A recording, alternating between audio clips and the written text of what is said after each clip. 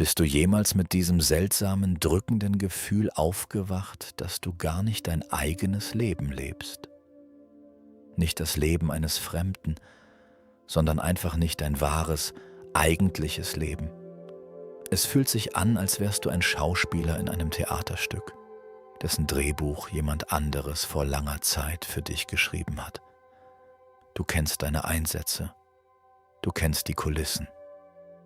Jeden Morgen stehst du auf, betrittst die Bühne und sprichst exakt dieselben Zeilen. Du machst dieselben Bewegungen. Morgen, Arbeit, Abend, Schlaf. Und am nächsten Tag beginnt alles wieder von vorn. Die Tage verschmelzen zu Wochen, die Wochen verblassen zu Jahren. Und irgendwo, ganz tief in deiner Brust, flüstert eine kaum hörbare Stimme: Das ist es nicht. Dafür bin ich nicht hierher gekommen. Es muss mehr geben. Aber du weißt nicht, was du tun sollst. Aus diesem eisernen Kreislauf auszubrechen scheint völlig unmöglich. Du hast es vielleicht schon versucht. Du hast den Job gewechselt, bist in eine andere Stadt gezogen, hast neue Beziehungen begonnen. Aber das innere Gefühl der Leere blieb. Warum?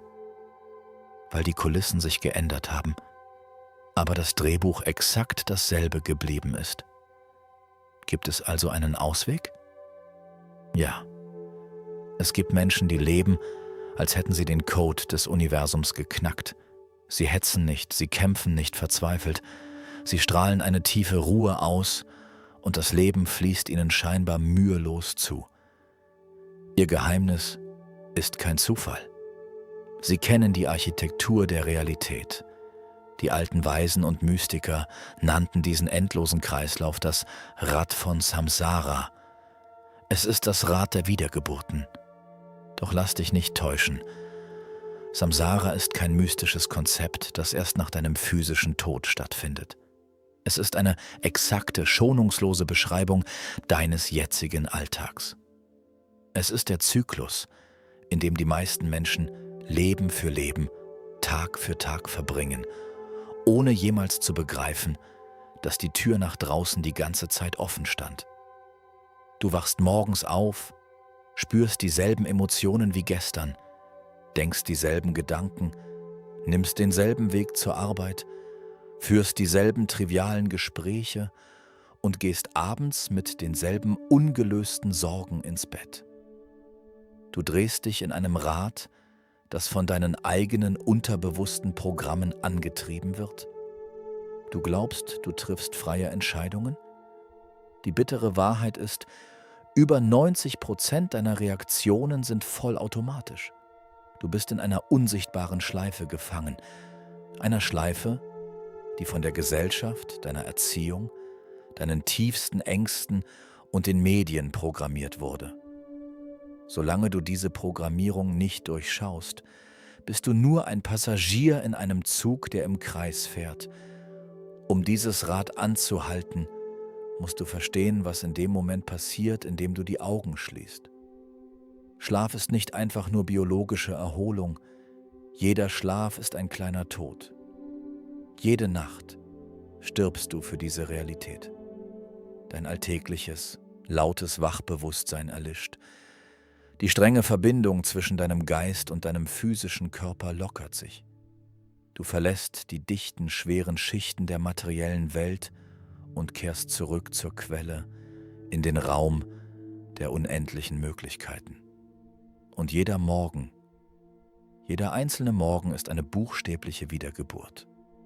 Wenn du erwachst, setzt sich dein Verstand wie ein riesiges Puzzle in Bruchteilen von Sekunden wieder zusammen. Dein Name, deine Vergangenheit, deine Sorgen, deine Identität, all das wird aus dem Archiv deines Unterbewusstseins heruntergeladen und wieder in deinen Körper gepresst. Genau hier, in diesen ersten schwebenden Minuten nach dem Erwachen, öffnet sich ein magisches Fenster. In diesem flüchtigen Moment zwischen Traum und Verstand hast du die absolute Macht, dich neu zu erfinden. Du könntest dich auf eine völlig neue Frequenz einstimmen, einen anderen Wahrscheinlichkeitszweig wählen. Doch was tun 99% der Menschen in dieser heiligsten Zeit des Tages? Sie greifen noch im Bett nach ihrem Smartphone. Sie laden sofort die Nachrichten, die Panik der Welt, die künstlichen Leben anderer Menschen auf Social Media und ihre eigenen gestrigen Stressmuster in ihr reines, frisch geborenes Bewusstsein herunter.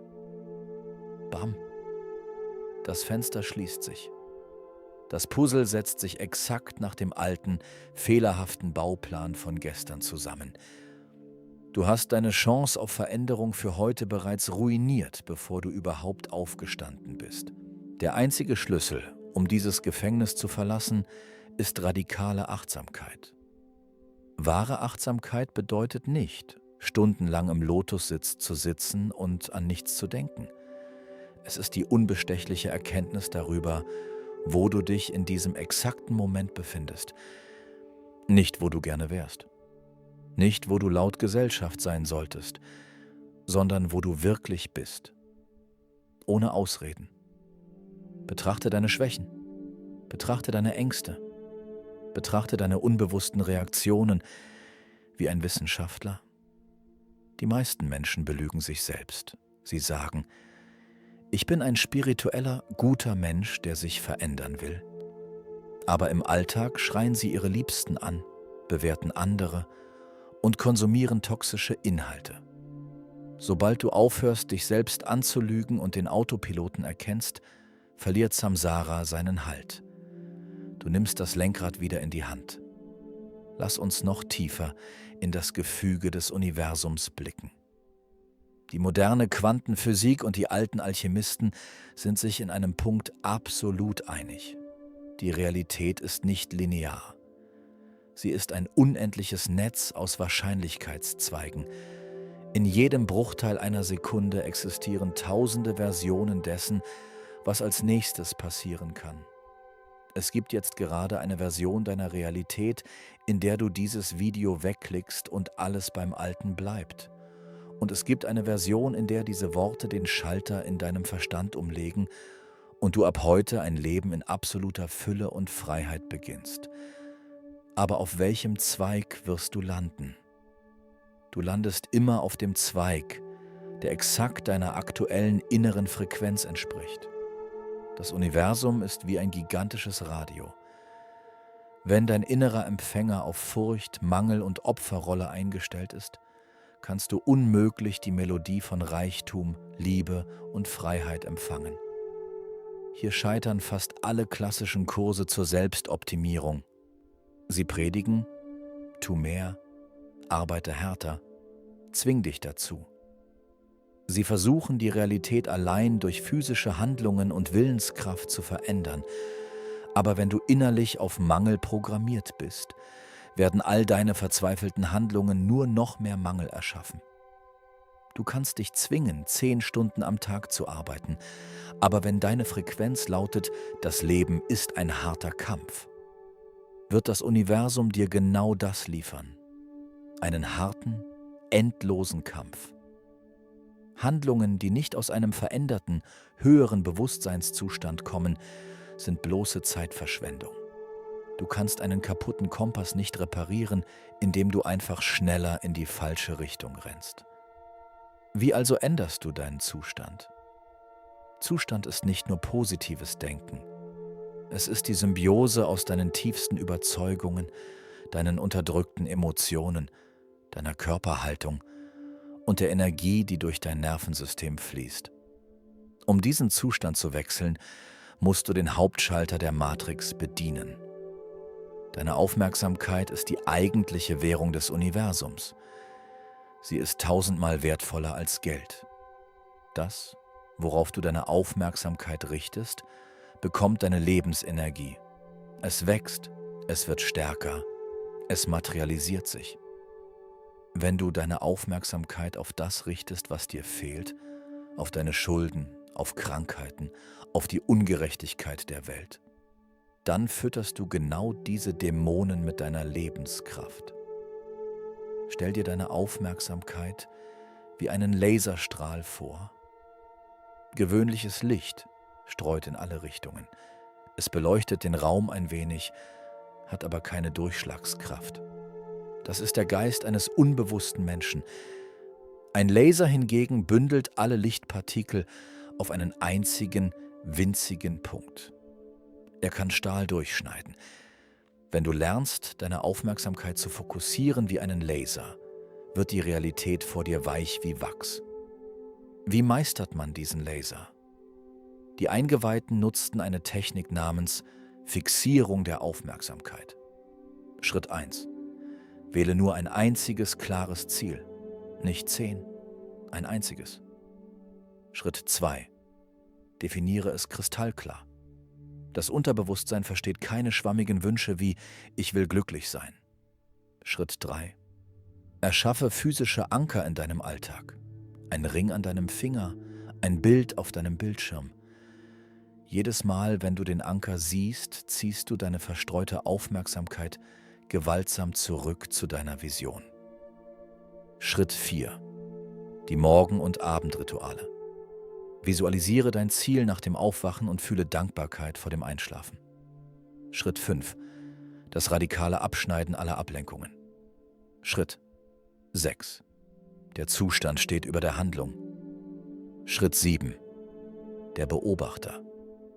Wenn du diese 7 Schritte meisterst, wird dein Geist zu einer Waffe der Erschaffung. Es wird Momente geben, in denen du fällst. Momente, in denen dich die alte Matrix, die alten Ängste wieder in ihren dunklen Schlund ziehen wollen. Wenn du Panik spürst, versuche nicht, sie mental wegzudenken. Der Verstand kann den Verstand nicht heilen. Du musst deinen Körper benutzen. Steh auf. Atme tief. Schüttle dich. Kaltes Wasser, schnelle Bewegungen. Verändere deine Biochemie, um die Frequenzschleife des Gehirns zu durchbrechen. Erst wenn dein Körper aus der Erstarrung erwacht ist, kehrt dein Bewusstsein auf die höhere Frequenz zurück.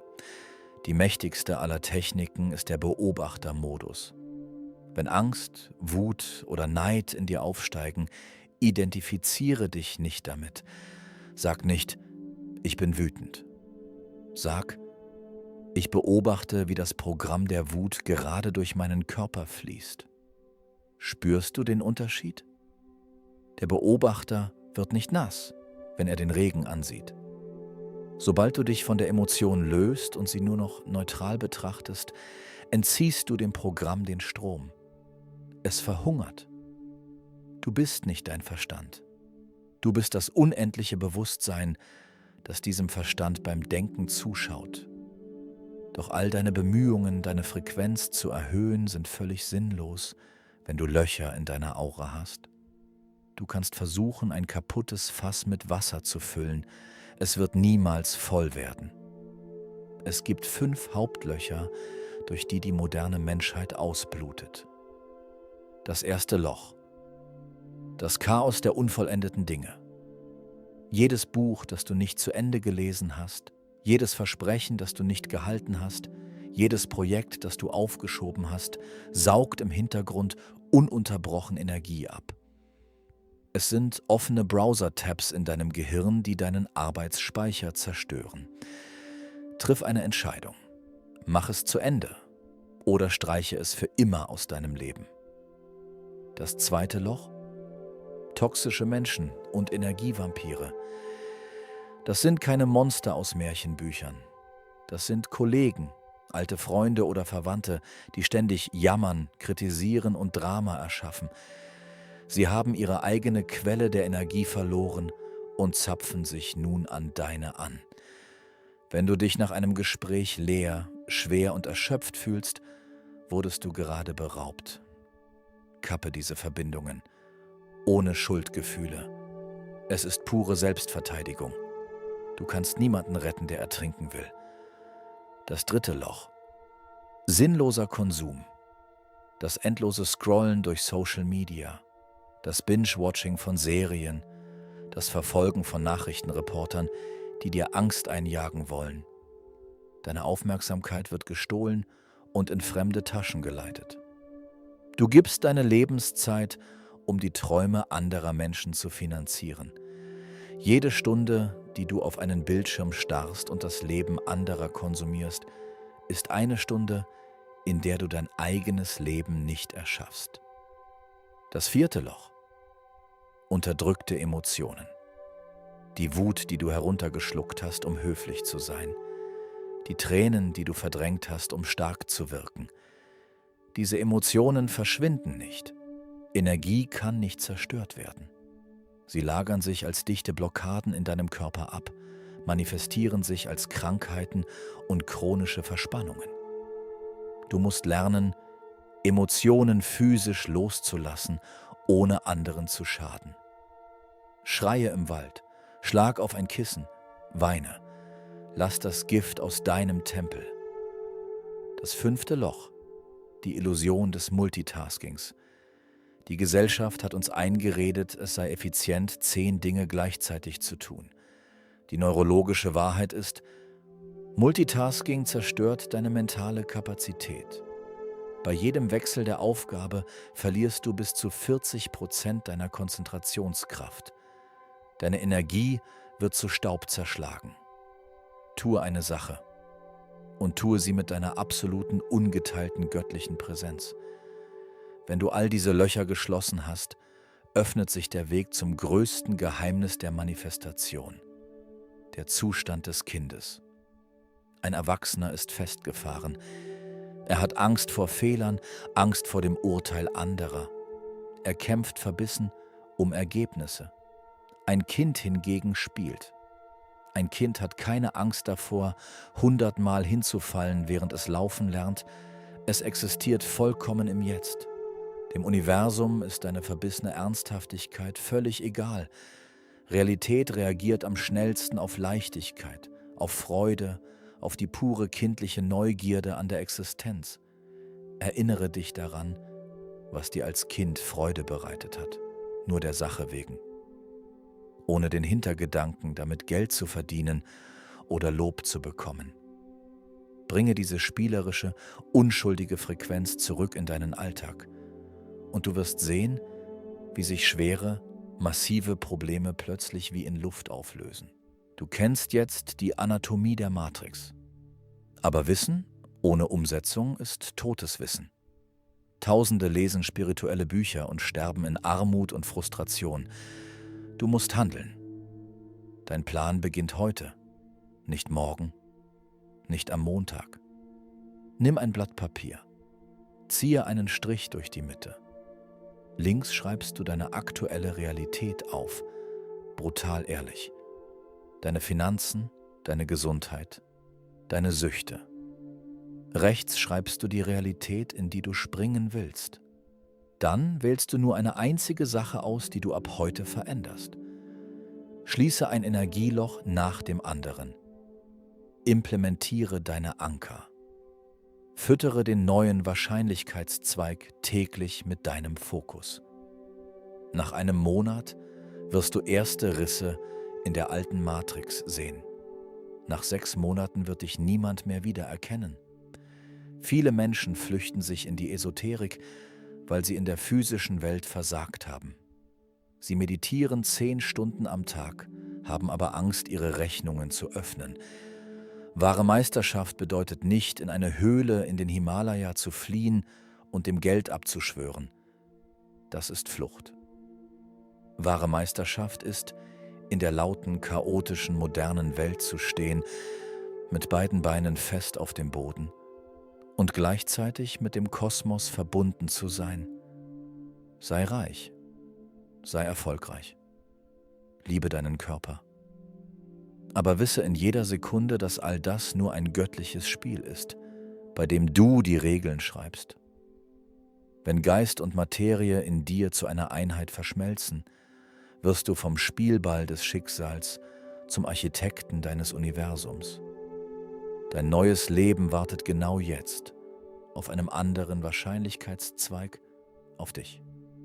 Alles, was du tun musst, ist den Schritt zu wagen. Schreibe jetzt unten in die Kommentare, welches alte Programm oder welches Energieloch hast du heute in dir selbst erkannt. Lass es los, indem du es aussprichst. Vergiss nicht, diesen Kanal zu abonnieren, um deine Aufmerksamkeit auf der Frequenz des Erwachens zu halten. Wir sehen uns in deiner neuen Realität.